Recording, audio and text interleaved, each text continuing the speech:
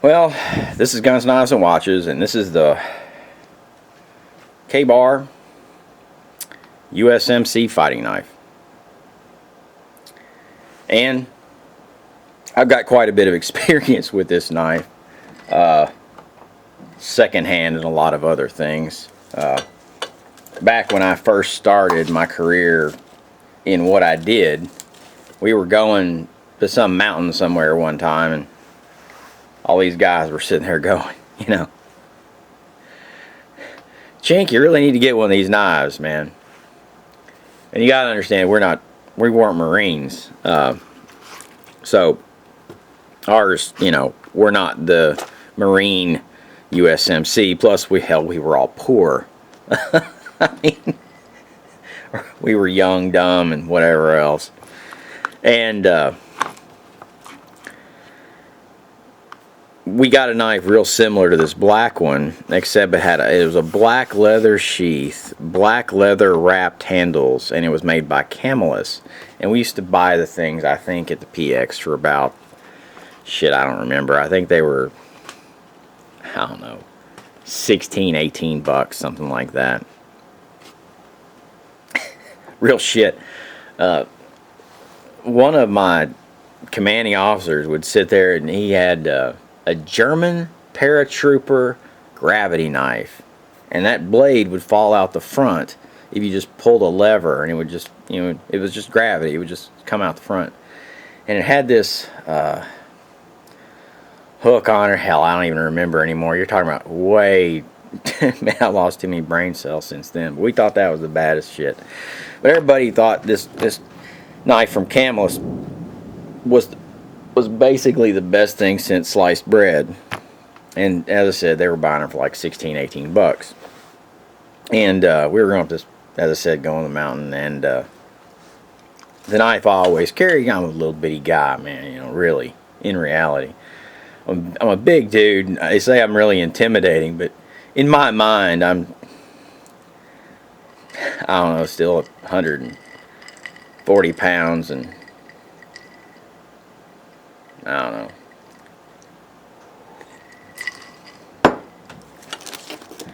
I always carried this little thing. And it's not this exact knife, because the one I carried is gone. It went the way of the dodo.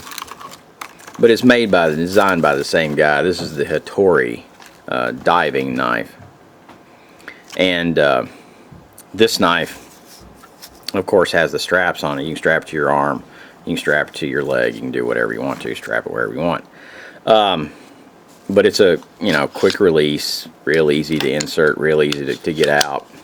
This, there, the other. And it's not the politically correct diving knives. This is definitely not it. And it's made for sticking something, boy. But this is what I always carried, because it was just the knife that I had. And looking back on it, their knife really wasn't that much better than mine for doing a lot of different tasks. But for doing a tremendous number of tasks, their knife would outperform mine.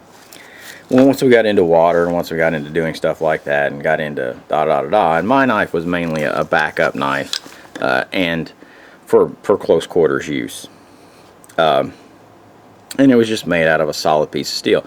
Who the hell knew that down the road, 30, God, not quite 30 years later, but pretty damn close to it, these kind of knives would be, all the rage. And then their Camelus, the company would not only be broke, gone out of business, and then for modern purposes would not be a real usable knife. The one thing the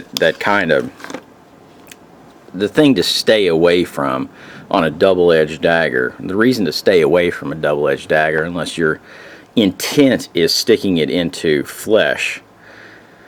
And it's a pretty, it's a good knife. I mean, it really is. I never had a problem with my Tegna, ever. This is the Hattori, of course, made in Japan. Sheaths made in Japan. All this, there, the other. The reason is you can't you don't have a solid surface ever to baton anything. You don't have this, you know, it's for sticking people. I mean, it's really what it is. Sticking a fish, sticking something, you know. It's for self-defense, basically, in the water. A lot of the diving knives nowadays have, no, I keep taking, have flat fronts on them so that you don't stick yourself, and you can use it for prying and doing all that kind of crap. This is definitely not that kind of knife. This is for wet work. I wish I could tell you it was for something different, but that's really, in the end, what it is. And if you're not doing much wet work, this probably isn't the knife for you. But if you have one of these K-bars, my recommendation is, in your emergency preparedness, what you ought to do to it is, if it has leather stack handles, you need to treat those leather stack handles with open-offs or some type of leather treatment, so that when this thing gets wet, because off the sweat of your hand or anything else, the leather is not going to react all that well. And two, like this knife, what I've done is I've taken that edge and I've basically changed the angle on it quite a bit. And let me see if I can get it to really focus in there. And you can notice it more on this side, just because of the way in which this knife was ground. I would definitely, you know, change the angle on that, get it really sharp, and then sharpen this top. Because this is not a batoning knife. This is a combat knife and needs to be basically used as such. The reason it's a combat knife, and I'll use the kind of Hattori as a pointer, is because of the rat tail, the rat tang. Now from here to here, okay, there's no connection between this blade and the handle.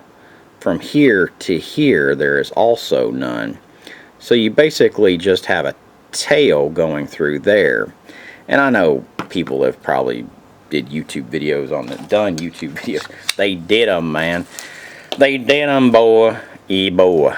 I've done YouTube videos on it. But that's just the way in which this knife, and if you have it in your emergency preparedness, that is the way I would outfit it. I'm not a big fan of the leather sheaths unless you're into World War, you know, reenactments. Of course, this thing is very well taken care of. I mean, as you can tell, I've treated it with open offs and everything else.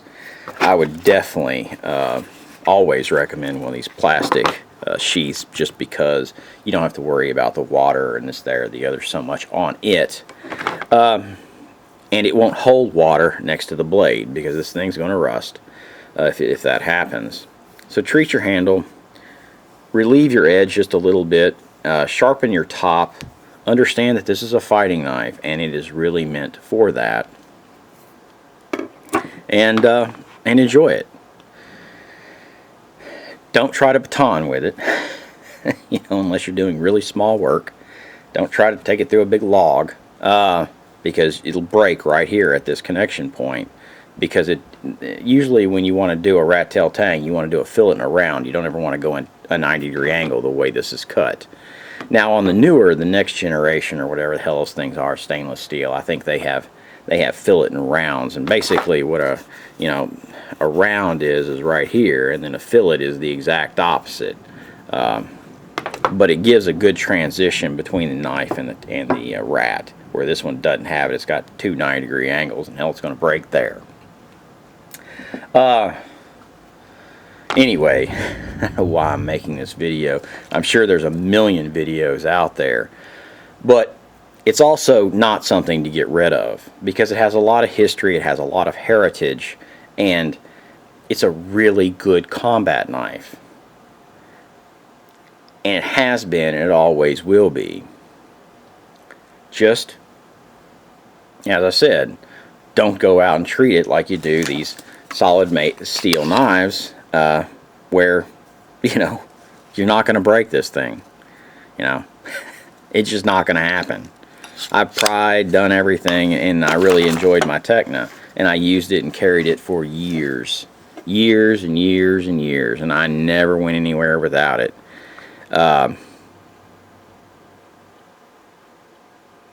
But I still always remember them making fun of me, you know, it's chinking his Tekna toy. This funny shit. Anyway, this is Guns, Knives, and Watches, and have a good one.